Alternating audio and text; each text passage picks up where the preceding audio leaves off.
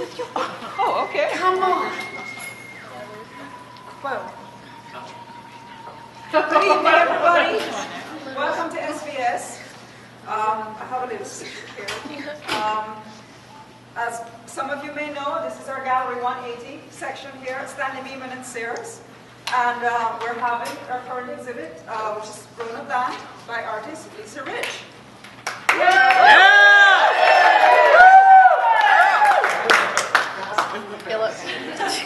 Leisa is both a textile artist and an educator. Her work is widely exhibited here, stateside and abroad. She's recently coming from Canada. That was a Biennial, yep. International biennial, which she has exhibited in more than once. And she also has exhibited in Europe. That's correct? Yes. And she's featured in various publications and visual media. Leisa writes on her website, and I quote, "I use old materials and fiber art techniques in new ways and transform new materials and techniques in ways they were not originally intended for." What you see exhibited around you, 1, 2, 3, for example, bears testament to Leisa's work. Leisa invites us all to share into the experience of artistic exploration by being a co-creator with her. Several of her tactile pieces are interactive. Again, this is interactive, that one is interactive, as well as that exhibit down there, 2 stops down. And all of them stimulate our senses beyond the visual.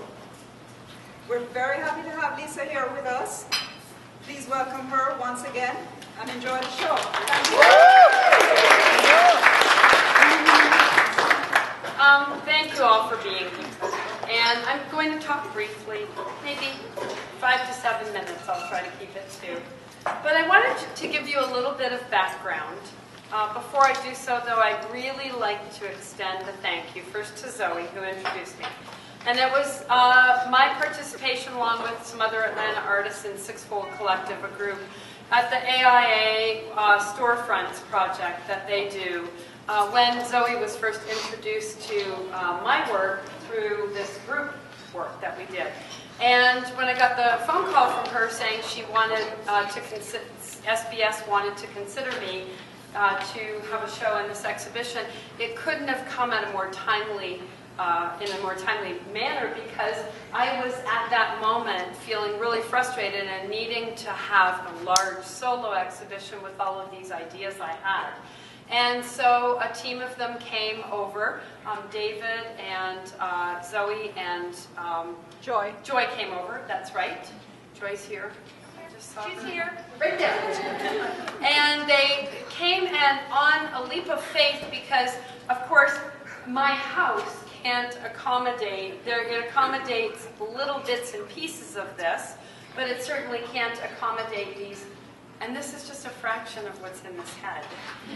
I really desire to go about 50,000 times larger than this. Kind of Ernesto Neto, you know, those knitted sculptures, large. I mean, I really think corporate, huge, massive, in a variety of materials, but I'm one person. Up until this summer, when I had a university student, I've never had any kind of help before. I've done it all on my own. And I lost track because I saw my friend Anne. Hi, Anne. Anyway, I want to give you a little bit of background. So once Stanley Beeman and Sears came over and they gave this idea to me that I could use this space, and I came and saw the space and went, wow, this is really beautiful space.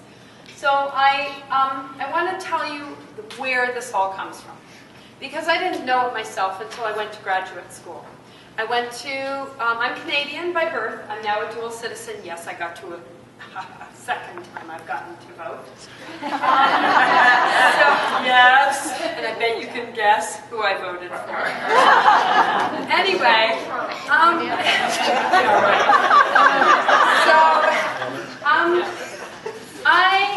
I was deaf as a child. I am still legally deaf. I am deaf in my right ear, and I only have 60% hearing in my left ear. So when I knew I was going to have this incredible, extraordinary space, I thought about what kind of a show do I want to have. And I could have just put in pieces that I had, which I did. But I also made a lot of new work, and I did a lot of thinking as a result of the MFA I got in 2007 from University of North Texas. When I was faced to confront, why do we create? There are a lot of artists here and architects who are also artisans. We are all, many of us are very creative who are in this. There's a whole bunch of students and 2 professors from Jacksonville State University in Alabama who have driven to see the show. Thank you. What's up? So, you know, we are constantly trying to confront what are we creating for? I am not a pretty picture painter. You know, I'm not going to just put something on somebody's wall that I've quickly dashed off. For me, it's all about the concept and statements I need to make and things I need to address. But it wasn't until I was 45 years old, in the middle of my MFA, that I went, why do you create what you create? And the reason I came to a realization of what I was doing was because of a class I took that made me confront that. So in confronting that, I realized that my deafness, which I had spent my entire life basically ignoring, because that's what my parents did, you know. But I spent 2 years in the hospital from age 2 until I was almost 5. And during that time, the things that I can remember are finger painting in the hospital art room, capturing scuttling clouds, blue skies, stormy Canadian skies, and also my mother, even though she was a working woman, she started the first personnel placement agency in Canada, she took the time at night after her long work day was done to make me Barbie and Ken clothes. Little things that she made out of satins and laces for Barbie, and little teeny tiny sweaters that she would knit for Ken. And those tactile things, those satins, those laces, those nubbly things, I didn't realize how much they lived with me. Then when I got out of the hospital, we had a big celebration, Disneyland, 1965. I was 5 years old.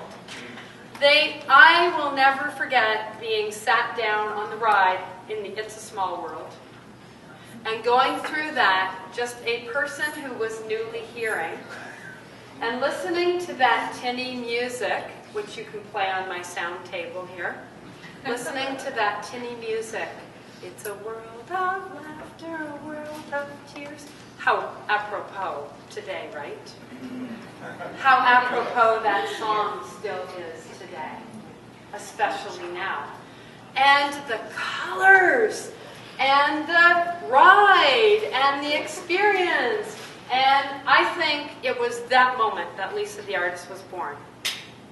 And, you know, to kind of fast forward, tonight here is the person who's known me the longest is sitting right there.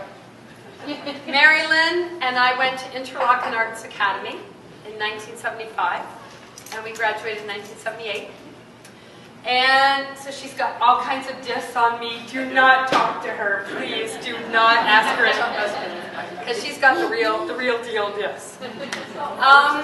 Anyway, I went there on piano scholarship, and dance was my minor, and it was mononucleosis that led me to start creating art. So it's always been these illnesses and these experiences around, you know, medical challenges and all of these things. So back to why I created this show.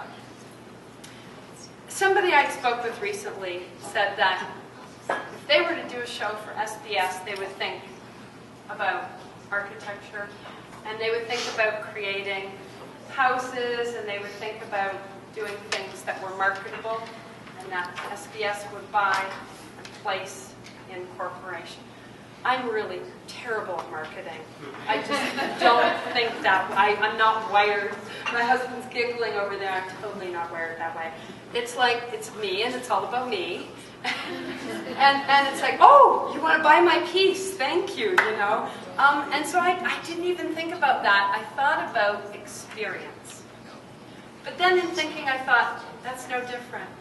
Because architecture and buildings want you to have an experience when you go into them, to be enveloped in a certain way, to be comfortable in certain ways, or to address needs of the public, whatever.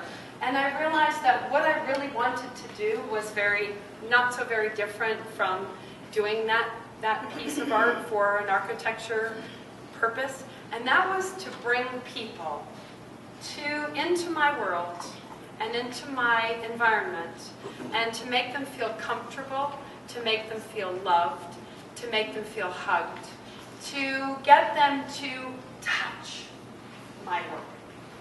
It makes me crazy. I literally have to put my hands in pockets or behind, or hold my purse or whatever when I am in art galleries, because I have an inclination to touch the work. I wanted to create sound.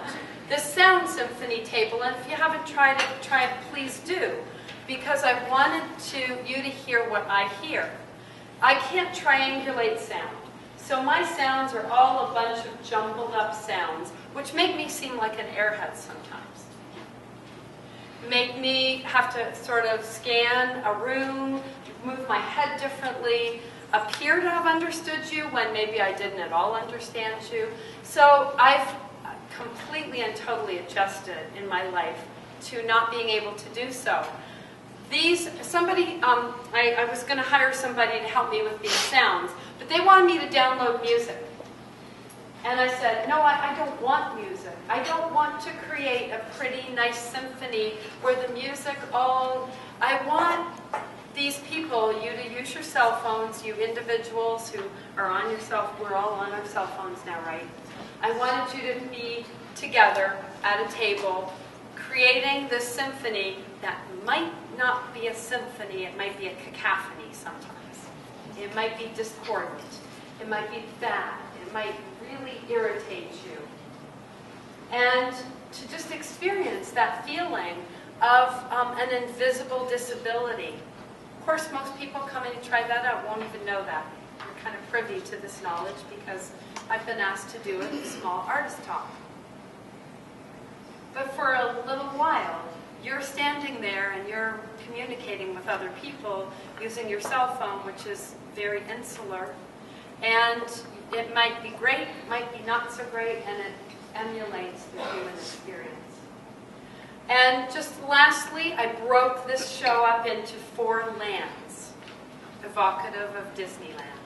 So you've got Innocent Land, which is my childhood, which is the innocence of coming into creating with just that innocence and that purity.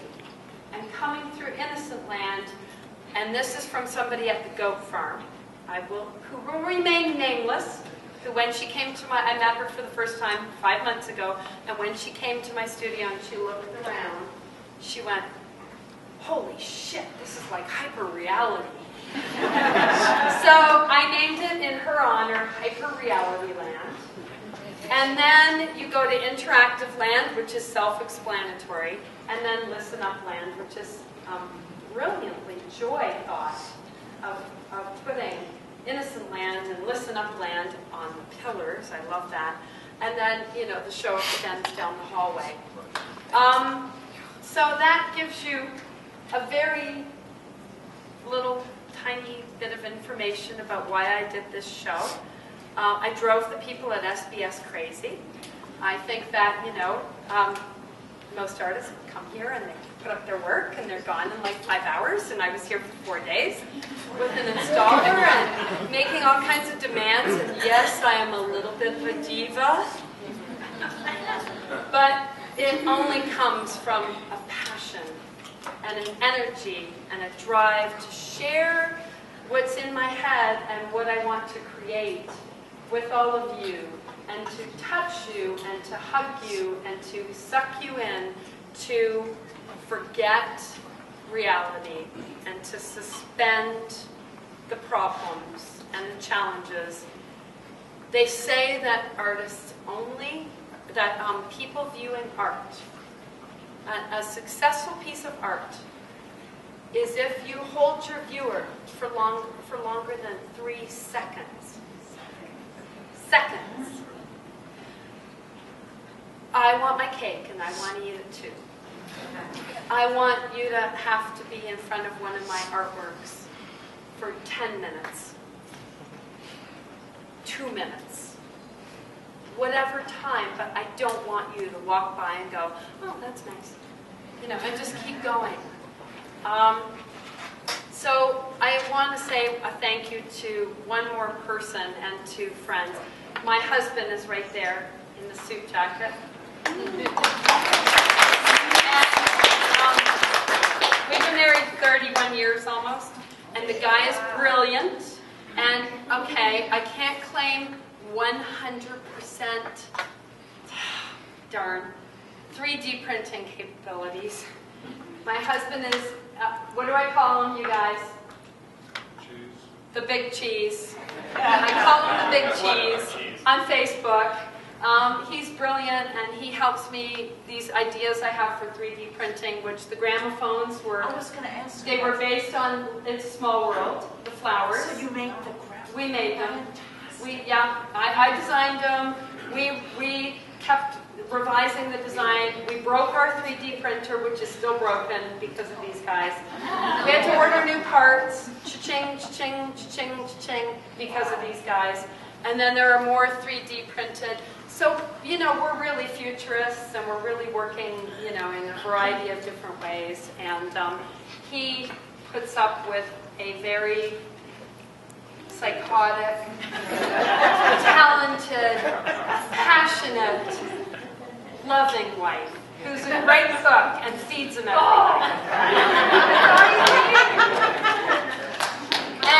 And thank you to my friends, you know, and everybody who came tonight. And Polly left. She helped me set up the show. I don't know if Terry's here yet. Terry helped me install. So anybody have any questions? I know the Jacksonville State University people, just like, somebody said they might ask me some questions. If not, don't worry about it. And just keep having fun. You got a question? No, I was like, thumbs up on having fun. Thumbs up. So please do enjoy, and please do play with Interactive Land. And if you haven't tried the Sound Symphony yet, just follow the instructions on the little record albums. Apparently she wants them. And thank you so much, everybody, for making this an amazing opening.